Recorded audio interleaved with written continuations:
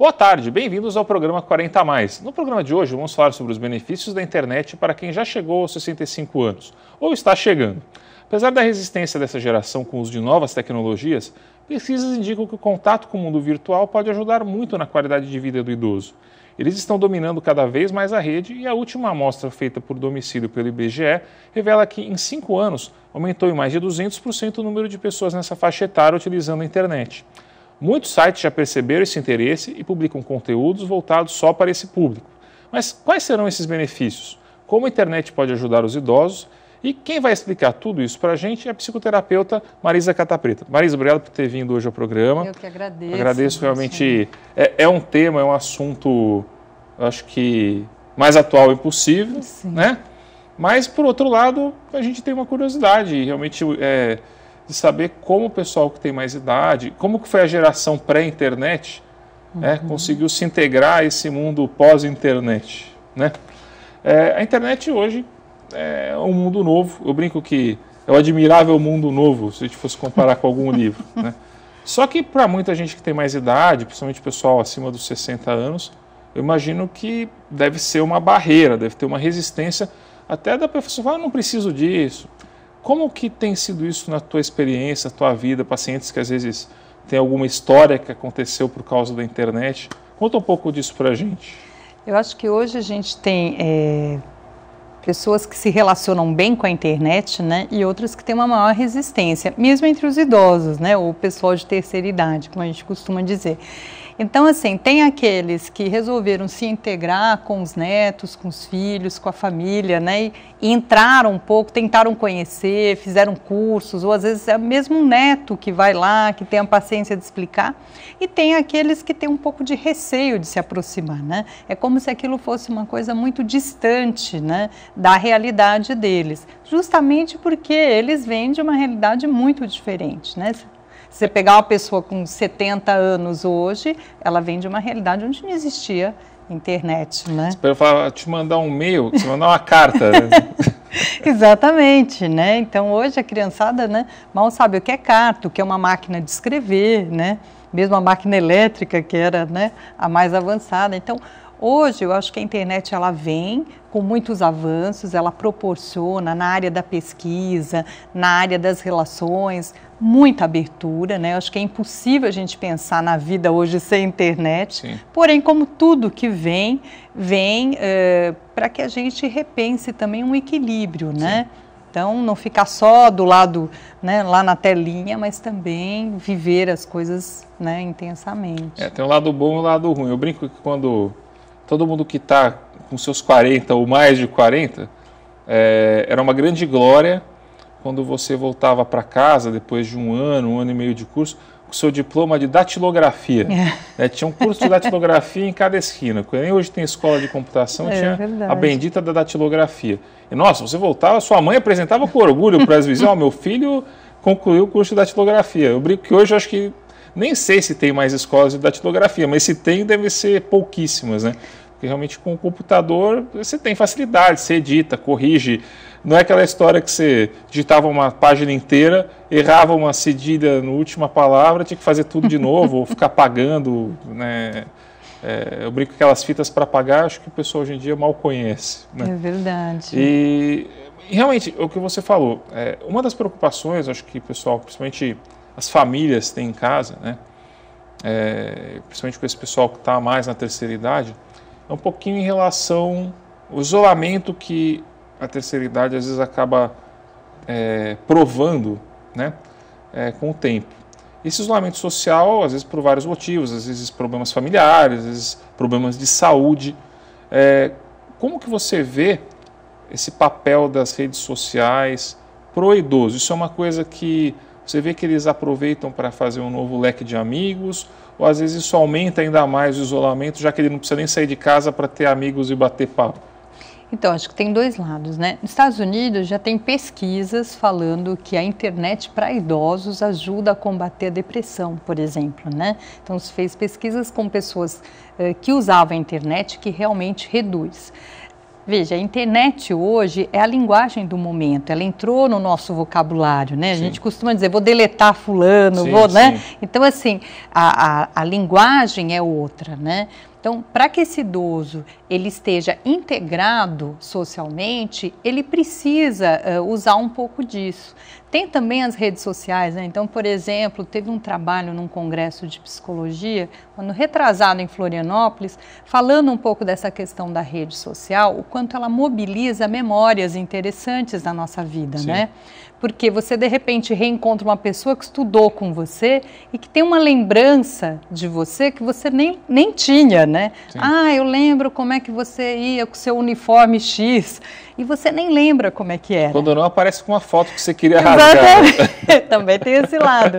E tudo isso, né, mobiliza memórias, faz com que a gente tenha um outro olhar para a vida, para as emoções. Então, desse ponto de vista, para o idoso, né, é interessante, né, porque ele vai reencontrar pessoas com muito, né, com uma maior abrangência do que pessoalmente. Também, por exemplo, no ensino à distância, se ele quer fazer uma universidade, porque não teve oportunidade, isso é uma coisa importante, porque muitas vezes ele não quer frequentar uma universidade por conta da idade, tem lá só jovenzinhos e tal. E, de repente, ali, né, ele vai ter essa possibilidade. Então, eu acho que é um mundo que se abre. Agora, sem dúvida nenhuma, grande parte tem uma resistência, eu acho que ainda, né, apesar dos cursos oferecidos, ainda está começando devagar, né? Eu acho que assim, até é engraçado, essa geração internet, geração Facebook, eu tenho um filho de 7 meses e aconteceu uma coisa muito engraçada outro dia. Eu não sei porquê, provavelmente porque a tela ele tem fascínio por ficar na frente do computador. Então, na hora que eu estou mexendo no computador e ele está do lado, ele começa a se jogar do carrinho porque ele quer mexer. E outro dia aconteceu uma coisa muito engraçada. Acho que ele me vê mexendo no teclado do computador e as coisas mexem na tela. E aí ele começou a bater na tecla do computador e eu brincava com ele. Eu tenho um teclado que está quebrado, eu dei no alcance dele e ele ficava batendo e daí eu olhava na tela do computador para ver a tela mexendo. Lógico que estava quebrado, aí eu tinha que simular com o mouse, eu escondia o mouse, mexia o mouse e a tela dava uma mexidinha. Aí ele olhava assim e continuava batendo para ver se continuava com uma reação, né? E realmente, para essa molecada, para esse pessoal mais novo, o computador acabou, em muitos casos, até sendo uma extensão da mente e até do corpo. Hoje, eu não vou fazer propaganda de nenhum aparelho, mas assim, com essas interfaces de gesto, com touchscreen, né, com essas telas sensíveis ao toque, na verdade, esses aparelhos viraram uma extensão do corpo. Né? Se para a nossa geração o computador virou uma extensão da nossa mente, de uma certa maneira, para essa geração mais nova ainda, está vindo como uma extensão do corpo também. Né? Eu acho que nisso acaba, às vezes, tendo essa dificuldade, porque para a pessoa que tem mais idade, ela não passou por esse processo que hoje é automático. Ela vai ter que fazer um reaprendizado, né? Vai ter que mudar algumas coisas. E aí ela entra com algumas resistências, tipo, eu não sei quem é a pessoa que está do lado de lá. Sim. Porque assim, é claro que a gente percebe alguns perigos no uso da internet, né? Isso não só para idosos, mas para pessoas de todas as idades.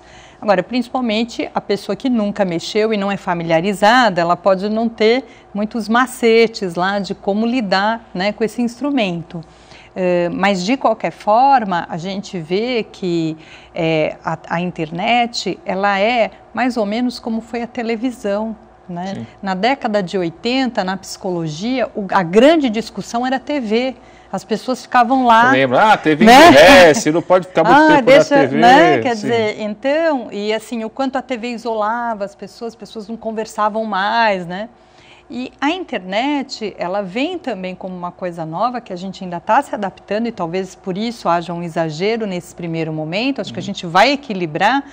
E tem uma diferença, né, que é isso que você colocou, tem uma interação, porque na TV eu estou recebendo, lá não, tem uma interação, né, quer dizer, eu vou lá, eu modifico, eu entro no outro site, né, então acho que é por aí, né, quer dizer, isso que você colocou, a gente tem visto crianças pequenininhas mesmo, já deslizando o dedinho, né, com tablets, sim, né, e já familiarizados, né, a gente até brinca, fala, já veio com chip, né, mas na verdade é isso.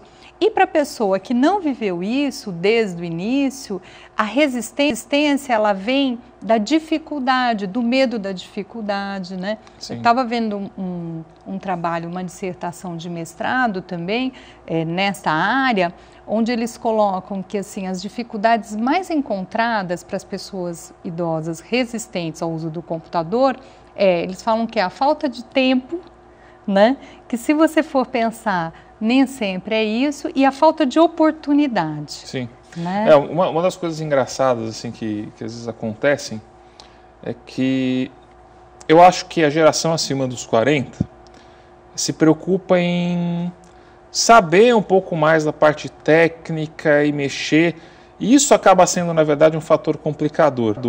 Até teve uma pesquisa que eu estava lendo outro dia, e que falava exatamente isso, assim, que a geração nova, a gente tem essa ilusão, às vezes, de que tudo é mais fácil, que é sim, automático, mas o conhecimento deles é muito pequeno, sim, no que tange a informática, a tecnologia. Eles gostam de falar que são antenados, mas, na verdade, eles não sabem como é que as coisas acontecem por trás. Na verdade, o cara antenado hoje, o moleque antenado hoje, o adolescente que está na moda dessas coisas de computador, é o cara que tem mais programinhas que estão na moda, é a pessoa que mais posta, mas não necessariamente são pessoas que de fato entendem profundamente, né? Isso é um conceito que a gente até às vezes se surpreende, porque a gente fala, pô, os caras são tão bons, eles se dão tão bem com o computador que eles deveriam ser hackers, né? Isso. E eu estava até lendo, saiu uma reportagem na Veja, mais ou menos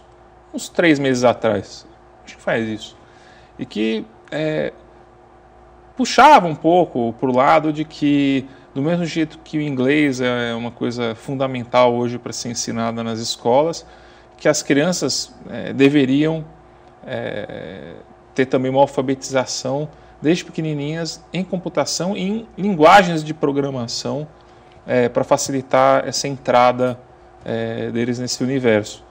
Mas daí foi engraçado que deu um mês depois e saiu uma reportagem numa outra mídia importante também, e que do cara que foi o idealizador do Unix, que é uma plataforma de sistema operacional até gratuito, Linux. Sim. E ele falando que não tem nada a ver esse negócio de todo mundo ter obrigação de se envolver e ser programador e aprender isso desde pequenininho, porque algumas pessoas vão ter aptidão e naturalmente isso vai ser uma coisa natural. As outras vai ser, a gente via muita gente que entrava em curso de francês, curso de piano, curso do que seja, não estava afim, ia porque era forçado e no final acabavam não se desenvolvendo nas áreas. Ou seja, a aptidão também é uma coisa que conta nessas horas, né? Com certeza, né? E acho que até assim, dependendo da função que a pessoa exerce, né? Sim, sim. Então, por exemplo, se a pessoa usa o computador no trabalho, claro que ela vai ter que ter um treinamento maior. Agora, se ela usa só para um divertimento, para um lazer, sim, eu acho que não necessariamente. Né? Aí vira lúdico, é só para joguinho. Agora, a criança também, eu acho que o que você colocou é importante, porque o adulto ele tem a maturidade da seleção na internet. Sim. Então, ele vai pesquisar, ele sabe qual é o site que realmente, porque ele tem um conteúdo anterior, sim, sim, né, aprendido. Então, também você só colocar a coisa na internet, aí vira o copia e cola, né? Sim. Então, a criança para desenvolver escrita, né, para se desenvolver em outras coisas de estudo, de conteúdo, então fica tudo no rápido, né? Eu vou lá, ponho no Dr. Google, né? Não precisa pensar muito. E não preciso pensar muito, né? Bom, a gente vai para um breve intervalo, eu volto daqui a pouquinho para falar mais um pouquinho de internet com a Marisa e para abordar alguns temas aí que o pessoal aí da terceira idade vai gostar de escutar. Até lá!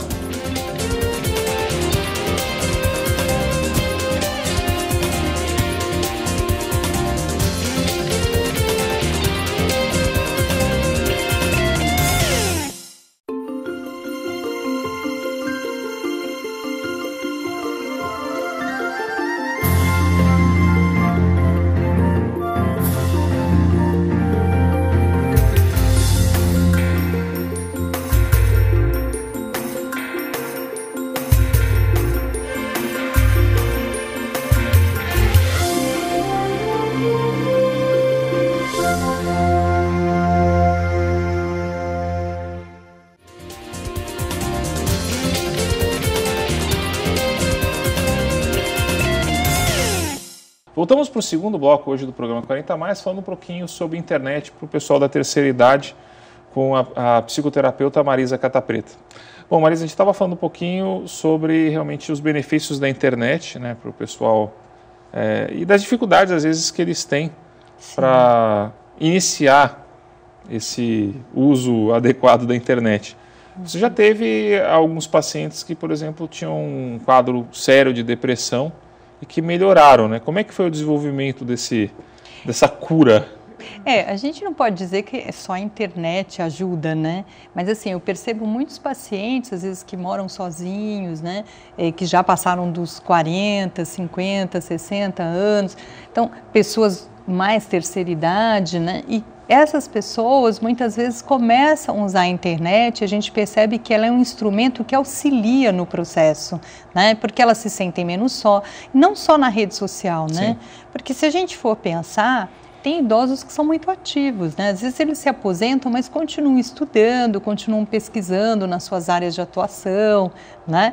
Então, essas pessoas, para elas é muito interessante entrar num site. Hoje a gente tem bibliotecas mundiais, né? Onde você pode entrar no Louvre pela internet. Então, assim, sim, dá um acesso muito grande, né? Então, isso auxilia muito, né? A pessoa se sente parte desse sim, mundo, né? Está literalmente conectada. Está conectada, sem dúvida, né? Atualizada. Uma das coisas que a gente teve até um pessoal da prefeitura que veio, eles estão com um programa que eles estavam colocando alguns dispositivos em casa de alguns idosos de repouso, eles têm um programa também, que era conectado à internet, sim, e que servia como um botão de emergência se tivesse algum problema, para uma ambulância e imediatamente buscar esse idoso. E realmente, eu vejo a internet, além da informação, sim, também existe uma série de serviços, sim, realmente, que você começa a ver que, tanto para o idoso, como o pessoal acima dos 40, né, mas principalmente, sim, para essa faixa etária já da terceira idade, que hoje é muito ativa e independente, não quer perder essa independência, mas que às vezes está com algumas limitações, seja por saúde, seja por localidade que mora, né? E uma das coisas que eu acho que é bem legal da internet, que hoje a internet ela não está ligando só o conteúdo, mensagem, texto, sim, mas você tem voz, tem câmera, ou seja, você pode ter um idoso que mora de repente sozinho, mas tudo bem, os familiares se preocupam, não é que você vai colocar uma câmera. E hoje as câmeras estão cada vez mais em conta. Não é que você vai colocar uma câmera para ficar vigiando ninguém. Sim. Mas é uma câmera que pode dar até uma, vamos dizer assim, tranquilidade maior, tanto para a família quanto para esse idoso, quanto se essa pessoa que já está na terceira idade, poxa, qualquer coisa, tem alguém lá vendo que em algum momento vai perceber que alguma coisa não está certa, eu vou ter um socorro. Ou até, realmente... por exemplo, hoje a gente tem idosos que se envolvem de alguma maneira em ter os cuidadores, né, de idosos que às vezes ficam com eles. E muitas vezes a família se preocupa em saber como é que está sendo, sim, essa assistência, né? Então eu brinco que até nesse ponto de vista assistivo, né, a internet é importante para o idoso. Não para vigiar ninguém, mas até para tomar mais cuidado com uma pessoa que a gente realmente só quer bem, que são nossos pais, nossos sim, tios, avós, né?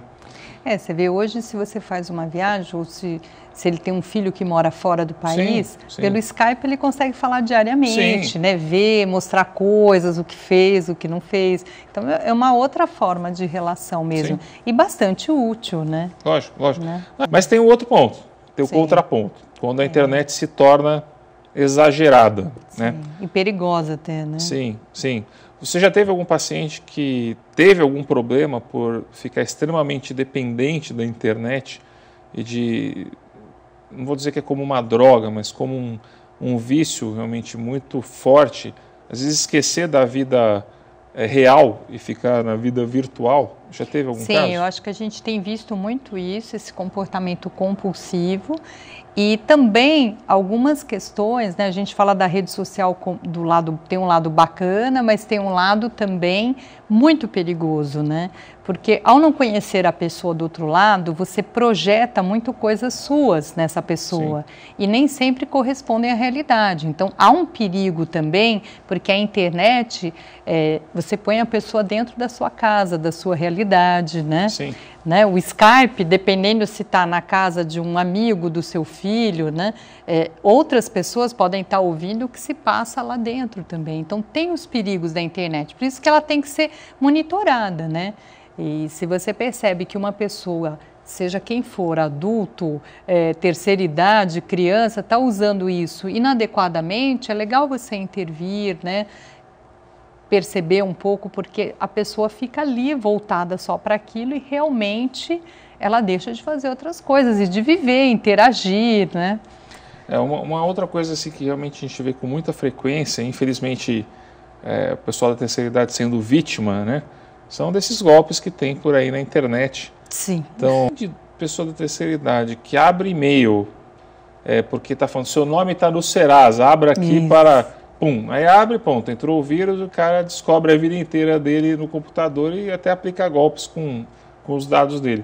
É muito frequente isso, né? Então, sim. Acho que realmente um alerta aí para os idosos, o pessoal que gosta de mexer na internet, é que, eu brinco, infelizmente é o que você falou, não acho que todo mundo que está acessando a internet é bonzinho que nem você, porque não é. Né? Então, lógico, vão ter excelentes pessoas e você pode, de repente, fazer excelentes amizades a partir de uma rede social, mas com moderação, né? Como tudo que tem na vida. Né? Como uma relação que você começa a conhecer uma pessoa, né?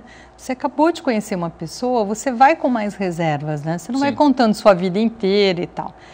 Na internet, às vezes o que favorece é o fato de que se a pessoa é mais tímida e tal, e se a pessoa do outro lado é mais persuasiva, ela consegue pegar coisas mais do que pessoalmente. Mas esse cuidado que a gente tem pessoalmente, o mundo virtual, na verdade, ele é um retrato do nosso mundo aqui, né? Sim. Então, a gente deve tomar alguns cuidados, né? Sem deixar de usar, né? Quer dizer, colocar como se fosse uma coisa ruim, mas ter alguns cuidados. Que essa moçada mais jovem já tem um pouco esse mais olhar. De malícia. E para quem está começando a usar ainda, às vezes até por não ter uma habilidade para lidar com o instrumento, né? Daí ela acaba entrando nessas ciladas, né? Sim. Bom, o papo tá bom, mas eu vou encerrar esse bloco por aqui. A gente volta daqui a pouquinho para o último bloco do programa 40 Mais. Até lá!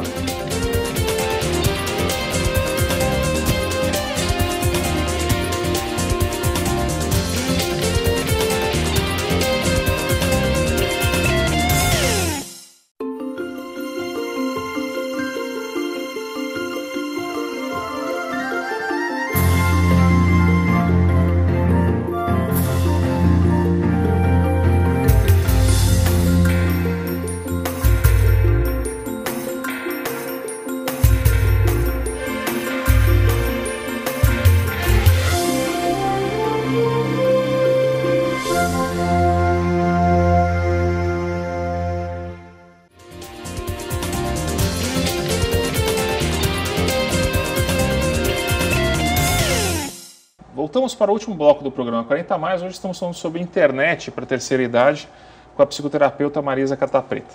Bom, Marisa, a gente estava falando um pouquinho sobre os benefícios ou não da internet.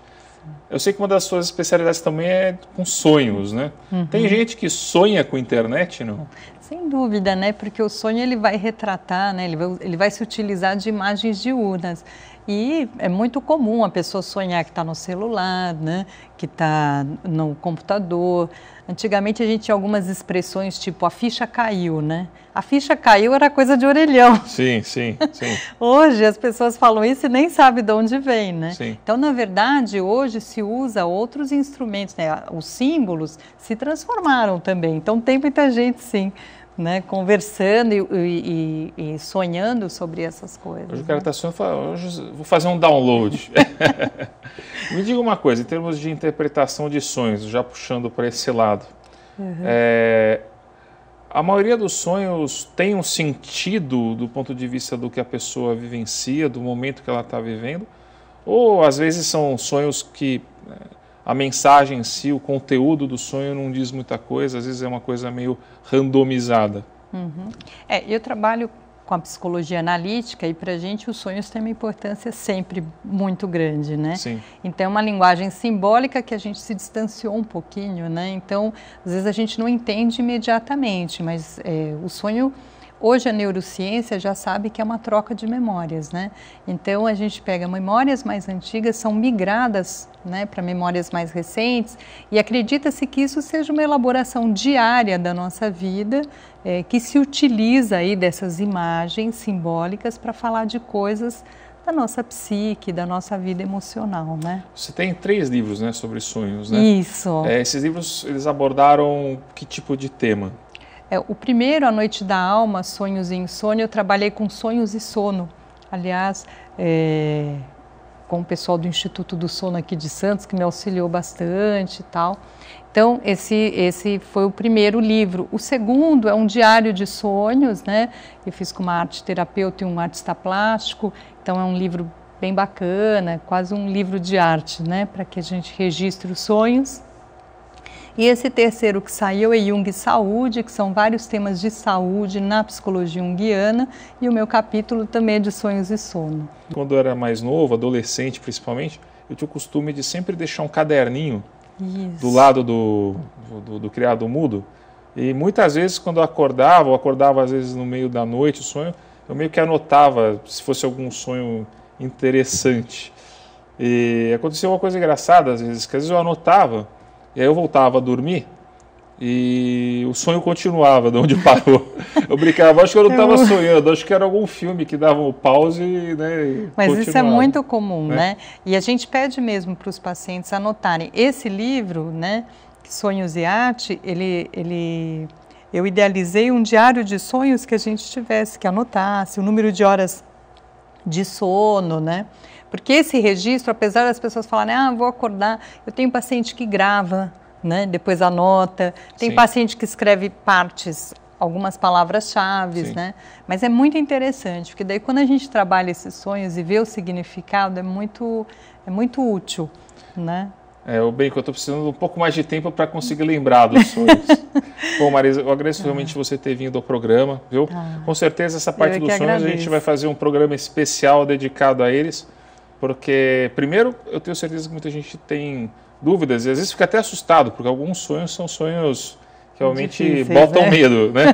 Mas também pela parte de ter algumas doenças, ter algumas coisas que podem influenciar nos sonhos, entre elas, que nem você falou, pacientes que às vezes têm insônia, têm dificuldade em realmente conseguir dormir, e isso pode ter até algum fundo, às vezes, do ponto de vista psicológico, que pode estar atrapalhando, né? Isso. Bom, eu te agradeço, o pessoal lá em casa vai ter 1000 perguntas e a gente faz com que a produção passe para você. Obrigado, tá bom, Marisa. muito obrigada também. Obrigado. Bom, pessoal em casa, espero que tenha gostado desse programa. Os internautas aí de plantão, escrevam para a gente, tá? O programa 40 a Mais vai aos sábados, ao ar às 14 horas aqui na TV Santa Cecília. Até lá!